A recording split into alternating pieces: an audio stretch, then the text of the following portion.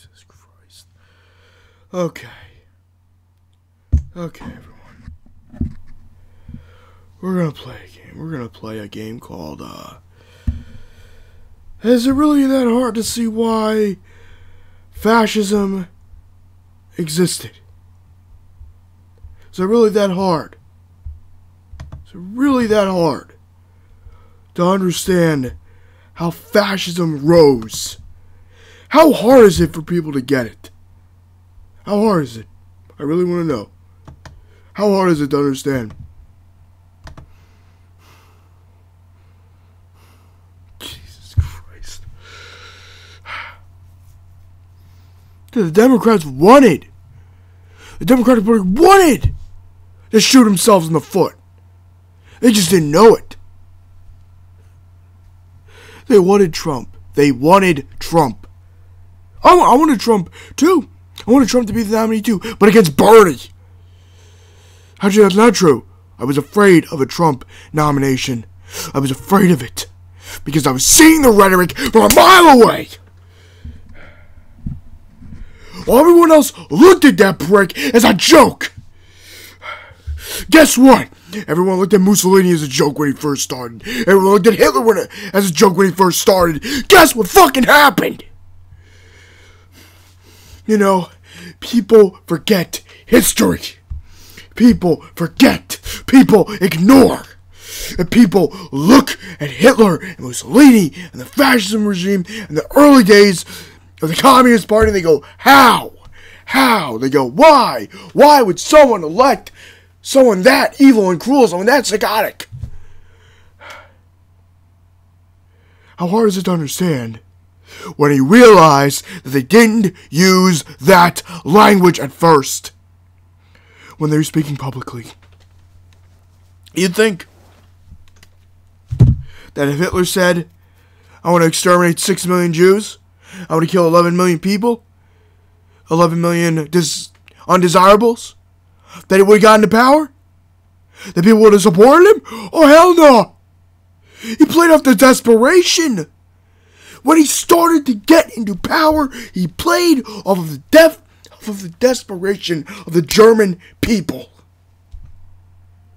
Off of how fucked they were. Mussolini, the same thing.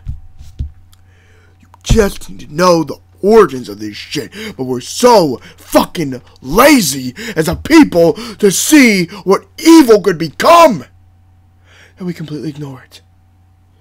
Look, am I saying Hillary Clinton's great? Fuck no!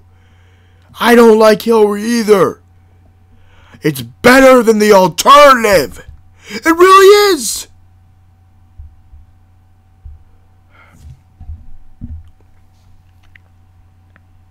Now, also, are there key differences? Right? Are there key differences between the American government system and the German government system? Oh, yeah. Germany had a shit ton of parties, tons of bureaucracy. They were in terrible, terrible debt at the time. They had 7 million people unemployed. Their currency was in the shitter. So, these people, the poor, the disenfranchised, looked toward Hitler, and Italy was kind of the same thing in terms of how fucked they got. They looked towards the poor and the disadvantaged. Maybe there was. You know what's fucked up? You know what's really scary to me? Initially, people believed it. Oh, people fell for it. The Holocaust was a well-kept secret from the German people. Eisenhower had to show the German people what they put into power, the great evil that they unknowingly put in.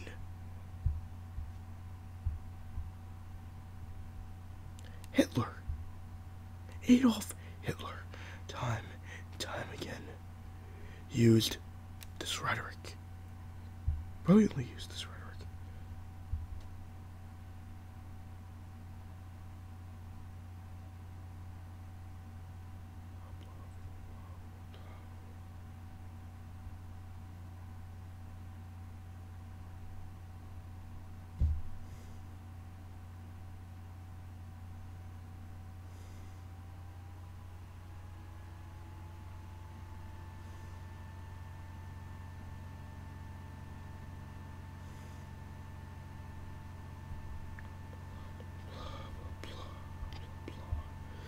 Just got a stupid email.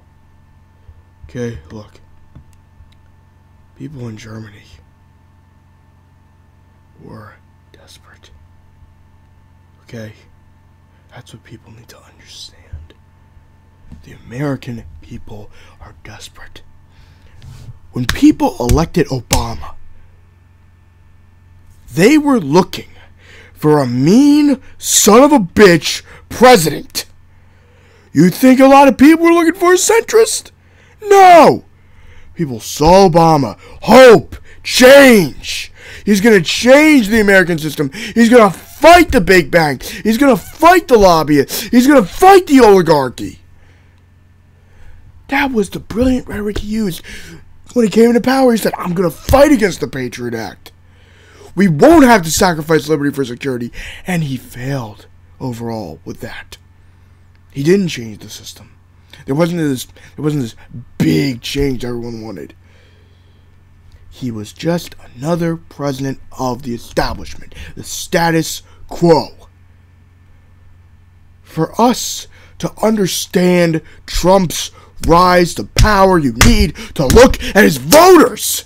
His voters aren't going to be the motherfucker wearing a Confederate flag with a swastika photoshopped into it. That's some of his base. That is some of his base, granted.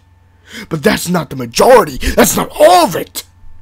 And that's what's frightening. It's the average American. It's the average American that feels the system has fucked them over. And it has. The system has failed its people. It has failed the poorest of the poor. And they see a way out of it with Trump. That is scary to me. I studied World War II. We were taught how Hitler rose to power. But I had to read about how Mussolini rose, what the initial jumpstart from Mussolini was.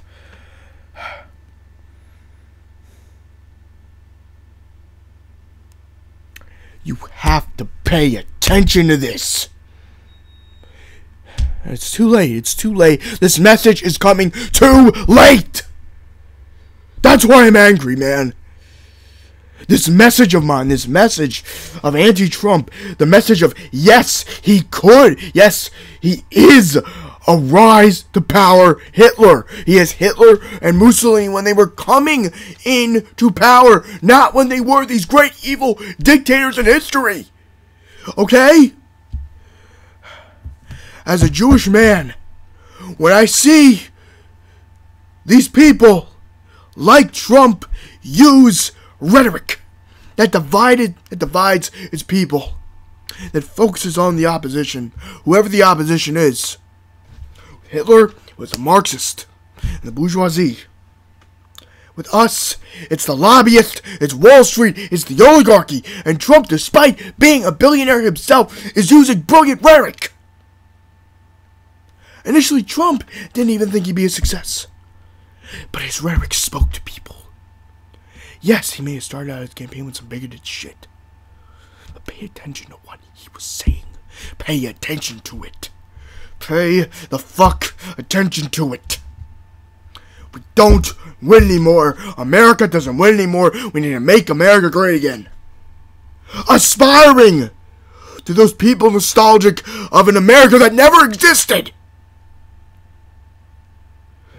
But these people saw an America that prospered, an America that was at peace, an America that was economically successful, and they listened to Trump's rhetoric, and it speaks to them.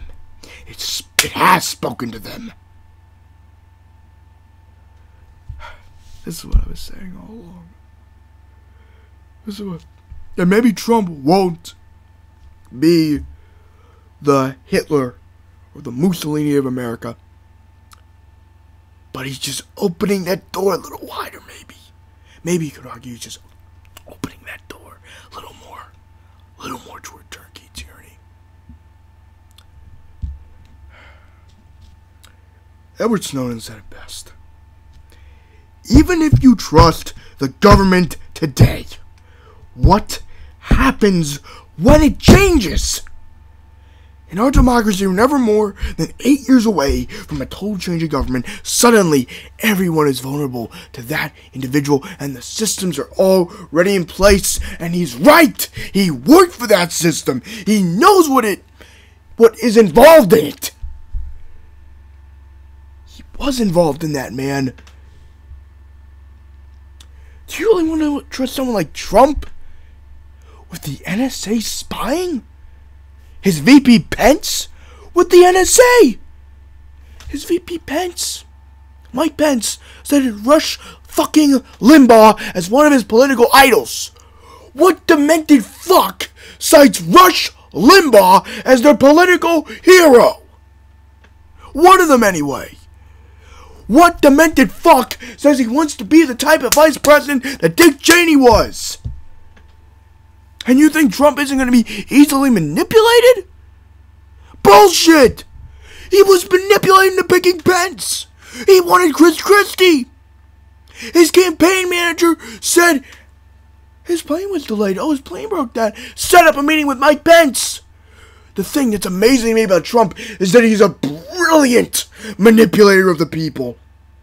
Why? Because he was a media mongol. He knew how the TV worked. He knew how the radio worked. He knows how the internet works to a degree. For God's sakes, he uses Reddit to talk to the people.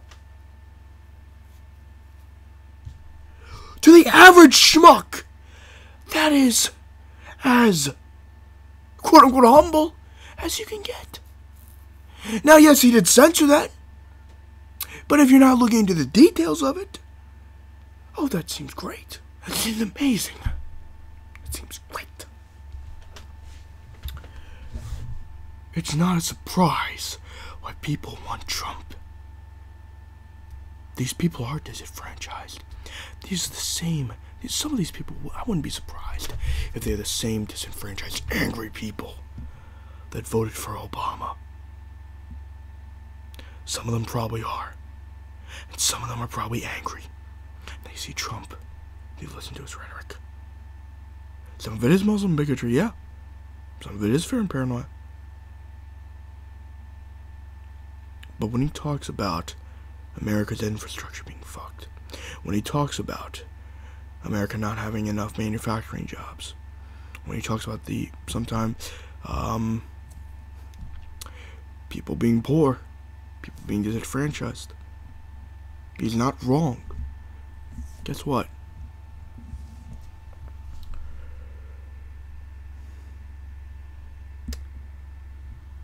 Adolf Hitler and Mussolini spoke to the people of their countries that were terrified by what existed. They were seeing war every day. They were seeing dead bodies probably every day. They were seeing no hope in sight. Their currencies were being drained. So a demagogue like Hitler comes in, essentially says, I'm gonna make Germany great again. Mussolini, I'm gonna make Italy great again. I'm gonna restore our national pride again. I'm gonna unite the American people with law and order again. And it spoke.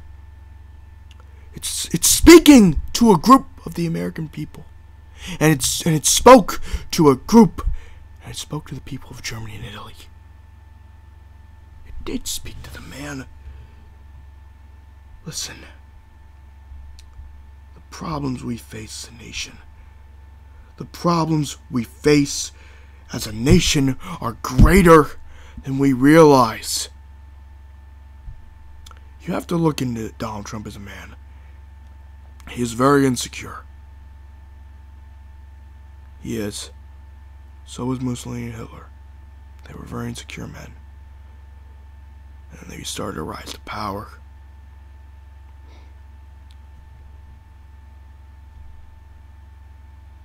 And look what they did to their countries. Do you think anyone in Germany, when they elected Hitler, knew what type of monster they were putting in? Do you think anyone who followed Mussolini knew what type of monster they were following? Of course not. They didn't know. All they saw was their hope, was their change from the status quo. They saw change from business as usual.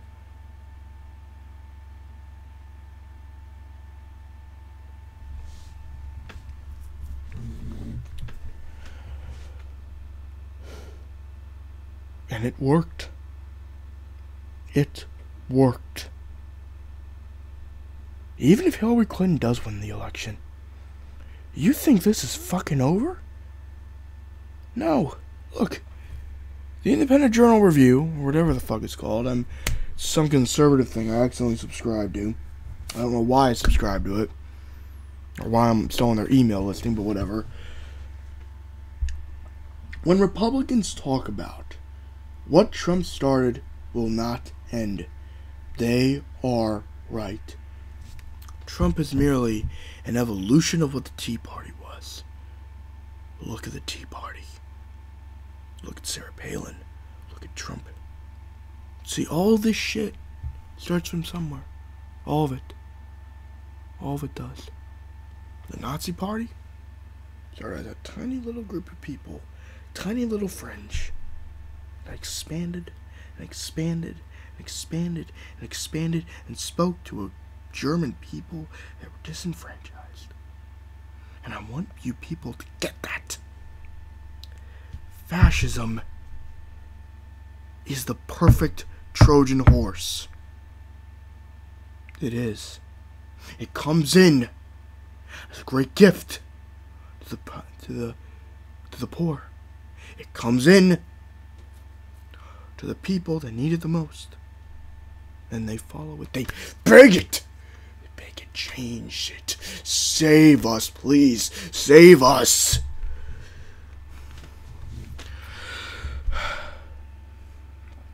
It scares me.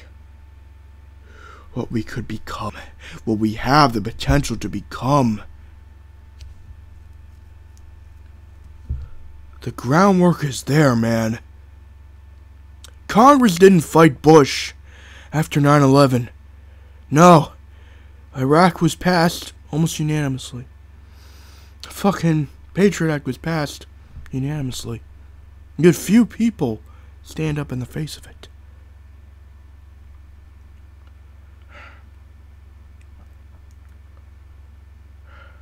The American people are going to make a choice about who Obama's successor is. And I'm afraid we may pick the wrong one. And I'm afraid we won't come out of it. Jesus Christ. Trump will put us into such debt that it is insane. Trump is not a smart businessman. Why do you think he applied for business bankruptcy 6 fucking times? He screwed over his workers. For fuck's sake, look at his history! Look at the history of him! Don't be fooled! Please! I'm begging you people. Don't be fooled. Don't be swayed. I know it may be too late. I know it may be too late. For a lot of people. The one person that's a Trump voter that changes their mind within the fucking days. From November 5th to November 7th. If I can just get a handful of people to understand what they're doing, then I've succeeded in some degree. I have stopped those people from making a mistake. A horrible, horrible mistake. Do I think Clinton is going to be shit? Yes! I do! But it's going to be a lot less shitty for us. You have to think about it. You have to. Please, stop listening to the rhetoric and look at the facts. To those voting for Jill Stein,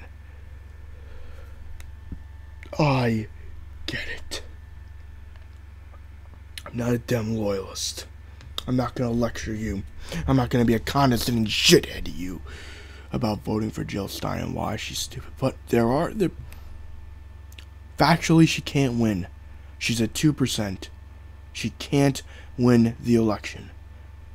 Even if she did win the election, the gridlock would be ridiculous. How do I think the gridlock's going to be under Trump? Not as bad. The gridlock might not even exist under a Trump administration. It might exist for a time. But give that authoritarian man-child an inch, he'll take a mile.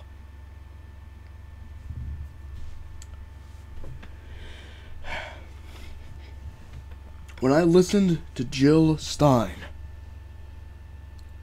when I met her in person, when I asked her a question, I did feel this genuine wanting to help people. I felt it. I was tempted to vote for her.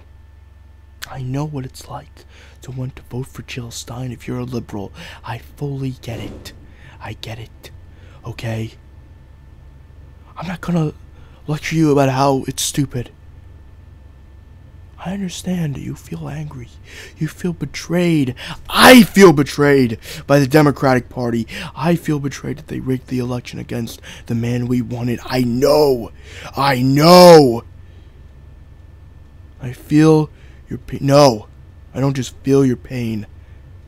I am living through the pain of the burn or bust people. I am living through the pain of the disenfranchised, angry millennials.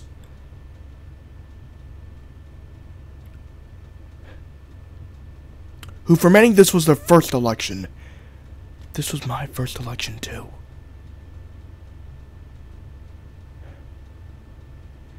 And for me to not understand or feel the rage and anger and hate you guys are feeling towards the Democratic Party would be untrue. The Democratic Party did betray us. When it came to Bernie, they did. Now you may wonder, why would you reward it? That is a good question. Why reward it? Well, it's simple. It's because they were wrong. They underestimated Trump. They were cocky, and they were stupid to underestimate Trump. Fuck. But I don't want their mistake, their fuck-up, to be something we all have to live with. How's that?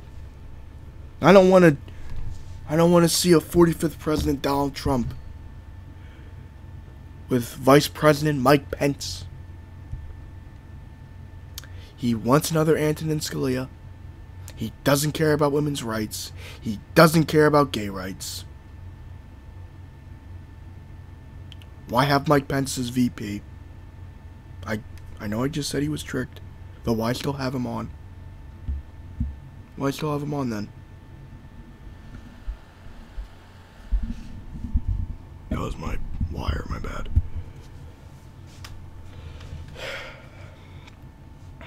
I plead with you. Disenfranchised Bernie supporters, angry Bernie supporters, angry Trump supporters who live in Pennsylvania, who live in any swing state. This election is scary. It is too important for us. My view is we lose one battle with Hillary Clinton, and that's all it is. Hillary Clinton is one battle. We hold our tongue, hold our nose, and vote Democrat. Move on. And continue the revolution that Bernie started. This revolution was never about Bernie. It was about us. And what was Bernie's main mission? To help us. And while he was running for president, he wanted to stop Trump. And he's still doing that.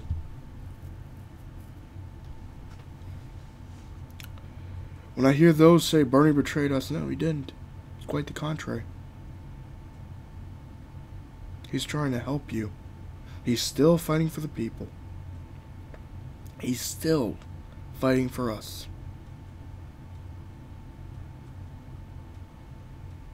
Bernie is still trying to give us a future to believe in. Just not in the Oval Office. But Bernie Sanders could have great power in the legislative branch.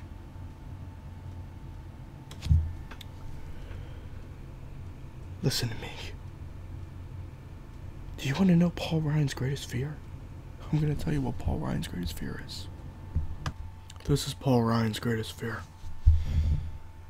This article is from The Nation, which I'm assuming is a right-wing news outlet, but can't beat a good quote. If we lose the Senate, do you know who becomes chair of the Senate Budget Committee? A guy named Bernie Sanders. You heard of him? You ever heard of him? I'll repeat. If we lose the Senate, do you know who becomes chair of the Senate Budget Committee? A guy named Bernie Sanders. You ever heard of him? If we lose the Senate, do you know who becomes chair of the Senate Budget Committee? A guy named Bernie Sanders. You ever heard of him? If we lose the Senate, do you know who becomes chair of the Senate Budget Committee? A guy named Bernie Sanders. You ever heard of him? Don't you want to make that fear a reality? Don't you want that a reality? I want that to be real. I want that to be real. And how do we make that real? How do we make that really happen? We elect Hillary Clinton this one time. And we go to the Bernie Sanders. We go to the Elizabeth Warrens. But we especially go to the Bernie Sanders. He held Hillary Clinton hostage until he got as much of the Democratic platform as he could get. That is who Bernie Sanders is. Bernie Sanders doesn't give in. He doesn't surrender. He doesn't give up. All Bernie Sanders does is look at the battle lines in front of him and picks the side he wants to be on. And believe me, it's temporary. It's only temporary. The minute Hillary Clinton is elected, if she gets elected, I want you people to remember this is not in the bag for Hillary Clinton. I know Hillary Clinton right now is nationally 3 points ahead again of Donald Trump. But on Monday, she was a point behind him in a national poll. The election is still pretty close. Bernie Sanders will not have a strong voice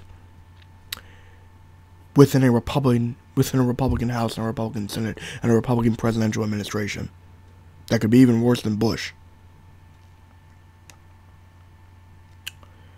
Bernie Sanders will have some leverage in the Clinton administration. Because Bernie Sanders went from a little-known senator in Vermont to one motherfucker you don't want to piss off. That is what I will leave you with, liberals. And to the Donald Trump supporter, I beg you, rethink your vote. Rethink your vote. It's not too late. You have 2 days. You have Sunday, Monday, Tuesday to change your mind. To the people voting for Jill Stein, I get it.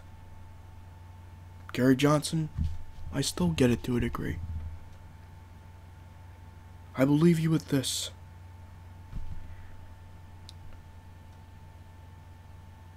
Go through my video archive.